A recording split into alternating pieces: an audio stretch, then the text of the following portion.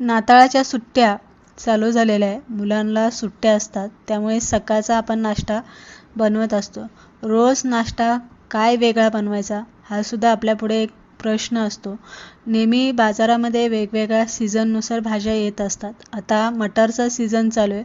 मटारच्या अनेक आपण वेगवेगळ्या पदार्थ रेसिपी बनवत असतो. तशीच आज आपण इथे मटारचा आलू पराठा कसा बनवायचा ही रेसिपी बघणार आहे.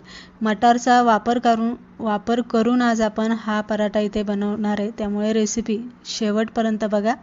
तर चला पटकन रेसिपीला सुरुवात करू. सगळ्यात पहिले इथे मी बटाटे आपल्याला उकडून घ्यायचे, जसे आपण नेहमी उकडतो तसे. मटार घेतलेले 2-3 हिरव्या मिरच्या, आल्याचे 2-3 तुकडे आणि लसूण पाकळ्या 5-6 घेतलेल्या आहे. कोथिंबीर भरपूर आपल्याला बारीक चिरून घ्यायची. इथे आपल्याला कढईमध्ये तेल घालायचं आहे. तेल हलकंसं गरम होऊन द्यायचं आहे. त्यामध्येच आपल्याला हिरव्या मिरच्या, लसूण आणि आलं घालून घ्यायचं आहे आणि त्यानंतर मटार आपल्याला इथे घ्यायचं आहे. मटार मी थोडंसं गरम पाण्यामधून वाफवून घेतलेलं आहे, त्यामुळे मटार पटकन तेलामध्ये शिजले जातात. थोडंसं मीठ घालायचं आहे आणि व्यवस्थित मटार हलवून घ्यायचं आहे. हलवून घेतलं का आपल्याला यावरती झाकण ठेवायचं आणि अगदी 5-6 मिनटं आपल्याला वाफेवरती मटार चांगलं फ्राय होतात तसं आपल्याला ते करून घ्यायचं, म्हणजे मटार चांगले शिजतात. मटार शिजल्यामुळे काय होतं, मटारचा कलर बदललेला तुम्ही बघू शकताय. त्यानंतर एका ताटामध्ये मी मटार काढून घेतलेले. मटार आपल्याला पसरून ठेवायचं, म्हणजे पटकन ते थंड होतात. थंड झालं की मिक्सरला आपल्याला वाटून घ्यायचं. आता इथे बघू शकताय मटार किती व्यवस्थित शिजलं गेलेलं आहे. हाताने अगदी त्याचं पुरण होते. असं मिक्सरला वाटताना पाण्याचा वापर अजिबात करायचा नाही आहे, कोरडंच वाटायचं आहे. वाटण असं वाटायचं आहे की आपल्याला पुरणासारखं बारीक करून घ्यायचं आहे. कढीपत्ता यामध्ये भरपूर घाला तुम्ही. कढीपत्ता कच्चाच घाला, तेलामध्ये परतू नका. कच्च्याचा स्वाद पराठ्यामध्ये खूप छान येतो. पुरणासारखं असं बारीक करून घेतलेलं तुम्ही बघू शकताय. आणि दुसरी गोष्ट म्हणजे पाण्याचा वापर अजिबात करायचा नाही. आता काय करायचं आहे आपल्याला, बटाटे मॅचरच्या साहाय्याने बटाटे आपल्याला बारीक करून घ्यायचे.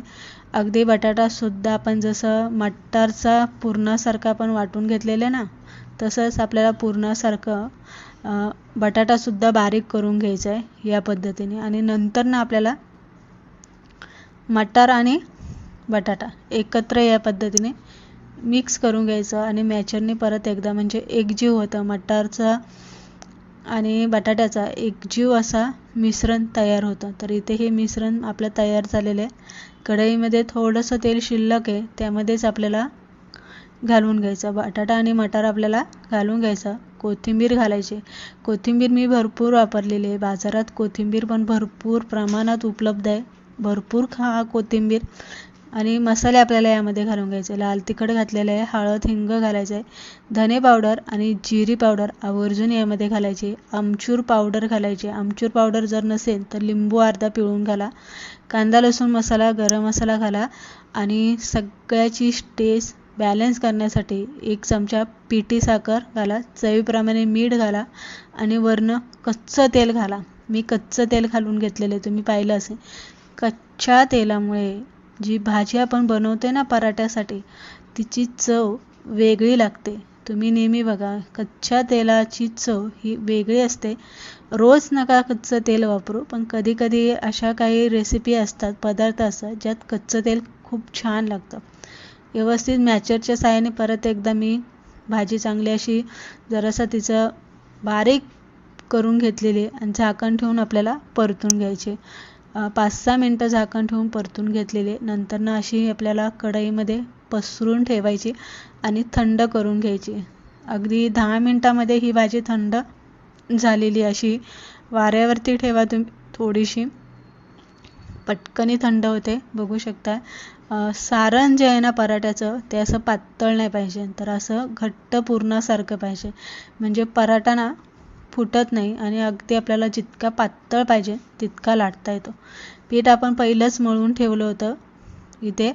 तर पीठ मी गव्हाचं, जसं आपण गव्हाचं पीठ मळतो ना तसंच पीठ मी इथे मळलेलं आहे. फक्त यामध्ये थोडंसं बेसन पीठ आणि ओवा घालून घेतलेला आहे आणि पीठ आपलं मळून ठेवलेलं आहे. चपातीचंच पीठ आहे.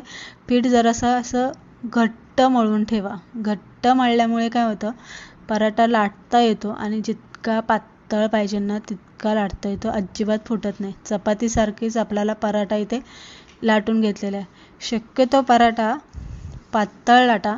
पातळ लाटल्यामुळे चांगला खुसखुशीत भाजला जातो आणि खायलासुद्धा खूप छान त्याची टेस्ट लागते. व्यवस्थित भाजला जातो, पातळ असतो, त्यामुळे तो व्यवस्थित खायला लागतो आणि खरपूस असा भाजून घ्यायचा. आवडीनुसार तुम्ही तेल तूप काहीही लावू शकता तुमच्या आवडीनुसार, किंवा तुमच्याकडे बटर असेल, तुम्हाला बटर आवडत असेल तर बटरसुद्धा लावा आणि चांगला खरपूस भाजून घ्या. भाजताना गॅस मीडियम टू हायवरती ठेवा, म्हणजे जास्त मोठाही नाही आणि जास्त बारीक पण नाही, तो लो मीडियमवरती ठेवा, म्हणजे व्यवस्थित खरपूस असा तो भाजला जातो. तर या पद्धतीने आपण इथे पराठे बनवून घेतलेले. शक्यतो गरमागरम पराठे खायला घ्या. गरमागरम पराठ्यांची चव काहीतरी वेगळीच असते आणि खाण्यात वेगळीच मजा असते. हे पराठे तुम्ही दह्याबरोबर खाऊ शकता, सॉसबरोबर खाऊ शकता, चहाबरोबर नाश्त्यालाच बनवतोय, चहाबरोबर सुद्धा तुम्ही हे खाऊ शकता. बघू शकता फुटले नाही आहे, खरपूस भाजले गेलेले आणि सारण अगदी कडेपर्यंत पसरले गेलेले. आता मी इथे दही घेतलेलं आहे. दह्यामध्ये तुम्ही साखर टाकून खा, तुम्हाला आवडत असेल, किंवा नसेल तर तसंच दही घेतलं तरी काही हरकत नाही आहे. आणि पराठे चांगले मऊ असे करून घ्यायचे, खरपूस भाजायचे, पण असे कडक झाले नाही पाहिजे. तर इथे छान असे आपले इथे आलू मटर पराठे गुबगुबीत असं सारण भरून बनवून घेतलेले आहे. अजिबात फुटलेले नाही आहे. कितीही तुम्ही पातळ लाटले तरी ते फुटत नाही आहे. सारण जे ते अगदी कडेपर्यंत पसरलं गेलेलं आहे. दही तुम्हाला आवडत नसेल तर सॉसबरोबर तुम्ही इथे खाऊ शकता. तर नाश्त्याला बनवू शकता, मुलांच्या टिफिनला बनवू शकता, किंवा प्रवासात तुम्ही चालला असाल वन डे ट्रिपसाठी तर असे बरोबर घेऊन सुद्धा जाऊ शकता. रेसिपी आवडल्यास